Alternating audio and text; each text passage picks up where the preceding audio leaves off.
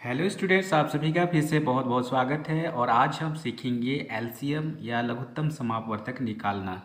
तो सबसे पहले हम लोग किन्हीं भी दो संख्याओं का लघुत्तम समापवर्तक निकालेंगे। उसके बाद में दो से ज़्यादा संख्या जब रहेंगे तब किस तरह से लघुत्तम समापवर्तक निकाला जाता है, इसको सीखेंगे। तो आज का हमारा प्रश्न है 12 और 18 का एलसीएम, जिसको हम हिंदी में लघुत्तम समापवर्तक कहते हैं और इंग्लिश में इसको लिस्ट कॉमन मल्टीपल कहा जाता है। तो चलिए शुरुआत करते हैं। इसको बनाना कैसे है। सबसे पहले हम लिखेंगे 12 और उसके बाद लिखेंगे 18।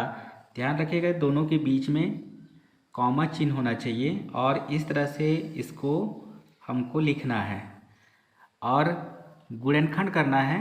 अब देखते हैं यहाँ पर इसको करना क्या रहता है। 12 और 18 में देखेंगे ऐसी कौन सी संख्या है, छोटी से छोटी संख्या जिसमें ये दोनों भाग चला जाए। तो 12 सम संख्या है और 18 भी सम संख्या है। तो हम सबसे छोटी संख्या देखते हैं तो 2 है। 2 से हम इसको भाग कर सकते हैं, तो 2 से भाग देते हैं तो 2 छक्का 12, फिर कॉमा यहाँ पर 2 नवा 18, ये हो गया। उसके बाद में फिर से देखते हैं। अब 6 और 9 में ऐसी कोई संख्या जो कॉमन हो, तो हम यहाँ पर देखते हैं 3 से इसको हम लोग भाग दे सकते हैं। तो हम यहाँ पर 3 लिखेंगे तो 3 दूनी 6 हो जाएगा और 3 तिहाई 9 हो जाएगा। फिर उसके बाद में अब देखते हैं यहाँ पर 2 सम संख्या है और 3 विषम संख्या है। तो हम यहाँ पर फिर 2 से भाग देते हैं पहले, तो 2 एकम 2 हो जाएगा। 2 के पहाड़े में 3 नहीं आता है तो हम यहाँ 3 लिखेंगे और उसके बाद फिर से एक बार 3 से भाग करेंगे। तो यहाँ पर 1 को जैसा है वैसे ही लिखेंगे, फिर कॉमा 3 एकम 3, ये हो जाएगा। अब देखते हैं इसको हम लोग को ये काम तब तक करते रहना है जब तक यहाँ पर हम लोग को पूरी तरह से एक एक ना मिल जाए, तब तक। अब उसके बाद में क्या करना रहता है, ये यहाँ जो भी संख्या हमें मिले हैं उसका हमें गुणा करना होता है। तो अपने पास मिला है, देखते हैं 2 मिला है, फिर गुणा 3, फिर गुणा 2 और फिर गुणा 3, इस तरह से। तो यहाँ पर गुणा करने के बाद में देखते हैं क्या आता है। तो 3 दूनी 6 और 6 त्रिक 18 और 18 दूनी 36, ये 36 आ गया। तो इस तरह से देखते हैं लघुत्तम समापवर्तक, जिसको हम एलसीएम भी कहते हैं। तो एलसीएम बराबर आ गया 36, यही हमारा आंसर हो जाएगा। तो इस तरह से हम लोग बड़ी आसानी से एलसीएम के प्रश्न को बना सकते हैं। चलिए अब हम देखते हैं हमारे पास जब 2 से ज़्यादा संख्या होंगे तो किस तरह से लघुत्तम समापवर्तक निकाला जाएगा। तो हमारा अभी प्रश्न है 6, 9 और 36। सबसे पहले हम लोग इसको एकदम बेसिक रूप से समझ रहे हैं, इसलिए छोटी संख्या को हम लोग लिए हैं। तो सबसे पहले हम लिखेंगे 6, फिर 9 लिखेंगे, फिर कॉमा, उसके बाद में 36 लिखेंगे, फिर इस तरह से लिखेंगे इसको। फिर अब देखते हैं इसमें 6 सम संख्या है, 9 विषम संख्या है और 36 भी सम संख्या है। तो कोशिश करेंगे हम सबसे पहले छोटी संख्या से भाग दें जो कम से कम 2 संख्या भाग जाता हो। तो हम क्या करेंगे, 2 से भाग देते हैं तो 2 तिया 6 हो जाएगा। 2 के पहाड़े में 9 नहीं आता है तो हम इसको 9 लिख देंगे। फिर यहाँ पर देखते हैं तो 2 एकम 2 और 2 अठे 16, 18 दूनी क्या होता है 36 होता है। तो इस तरह से इसको लिखेंगे। उसके बाद में अभी फिर देखते हैं, तो यहाँ पर 3 है, यहाँ पर 9 है और यहाँ पर 18 है। 18 क्या है, सम संख्या है। एक बार हम लोग यहाँ पर और करते हैं, 2 से भाग देते हैं तो 2 के पहाड़े में भी 3 नहीं आता है तो 3 लिखेंगे।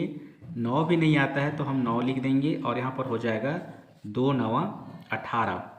अब इसके बाद देखते हैं 3, 9, 9, तो ये सभी क्या है, विषम संख्या है और ये तीनों 3 से भाग जाएंगे। तो हम 3 से इसको भाग करते हैं तो 3 एकम 3 हो गया, 3 तिया 9 हो गया और 3 तिया 9 हो गया, ये हो गया। अब इसके बाद हम फिर से आगे फिर भाग करेंगे। अब जब तक हमें एक एक नहीं मिल जाता है तब तक भाग करते रहना है। तो अब हम 3 से भाग देंगे, 3 एकम 3, फिर 3 एकम 3। अब देख रहे हैं यहाँ पर हमारे पास पूरा एक एक मिल चुका है। तो यहाँ पर जा कर के हम रुक जाएंगे और उसके बाद इधर जो हमारे पास संख्या मिले हैं उसका हम गुणा कर देंगे। तो यहाँ पर हम साइड में लिख लेते हैं, बराबर हो जाएगा 2 गुणा 2, फिर गुणा 3, फिर गुणा 3। अब देखते हैं कितना आता है, तो 3 तिहाई 9, 9 दूनी 18 और 18 दूनी 36। तो ये हमारा लघुत्तम समापवर्तक, जिसको हम एलसीएम भी बोलते हैं, ये आ गया हमारा 36। तो ये यही है हमारा आंसर। तो इस तरह से लघुत्तम के सवाल को हम बना सकते हैं। अब 2 से ज़्यादा संख्या रहेंगे तो भी, और 3 से ज़्यादा संख्या रहेंगे तब भी हम बिल्कुल इसी तरह का विधि या ट्रिक को अपनाएंगे। इसके बाद हम अगले सवाल पर आते हैं, और अगला सवाल है हमारा महत्तम समापवर्तक, जिसको हम HCF भी कहते हैं। HCF का पूरा नाम होता है हाईएस्ट कॉमन फैक्टर। तो महत्तम समापवर्तक निकालने का 2 विधि होता है, एक होता है गुणनखंड विधि और दूसरा होता है भाग विधि। तो आज हम लोग पहले गुणनखंड विधि को देखेंगे। तो इसको करना कैसे है, देखिए हमारे पास प्रश्न है 6 और 32 का महत्तम समापवर्तक ज्ञात कीजिए। तो हम क्या करेंगे, सबसे पहले गुणनखंड विधि में क्या करेंगे, 6 का गुणनखंड करेंगे और फिर 32 का गुणनखंड करेंगे। तो ये हो जाएगा 6 को हम लोग भाग दे सकते हैं 2 से, तो 2 तिया 6 होगा, और फिर यहाँ से 3 से भाग देंगे तो 3 एकम 3 हो जाएगा, ये हो गया। अब उसके बाद हम 32 को करते हैं, तो ये हो जाएगा 32, और सम संख्या है तो हम 2 से ही भाग देंगे, तो 2 एकम 2 होगा, एक बचेगा, 2 छक्का 12,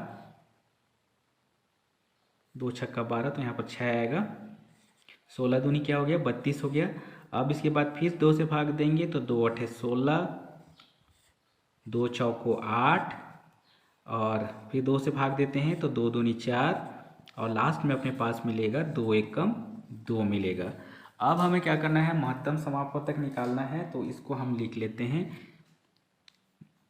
सबसे पहले हम 6 को लिखते हैं, तो 6 को लिखा गया है, 6 का गुणनखंड करने के बाद में क्या आया है, 2 आया है और गुणा 3 आया है, तो इसको ऐसे लिखें।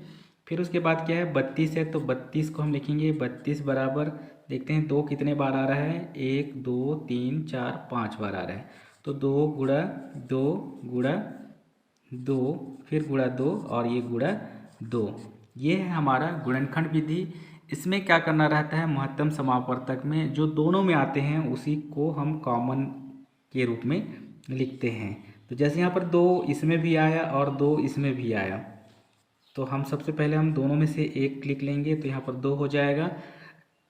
अब देखते हैं दोनों में ऐसा कोई भी संख्या नहीं है जो कॉमन हो, क्योंकि यहाँ पर 3 तो है लेकिन इसमें 3 कहीं पर भी हमें दिखाई नहीं दे रहा है, और यहाँ पर 2 है लेकिन इसमें कहीं पर और 2 दिखाई नहीं दे रहा है। तो अपने पास जो ये 2 आया, यही हमारा महत्तम समापवर्तक हो जाएगा।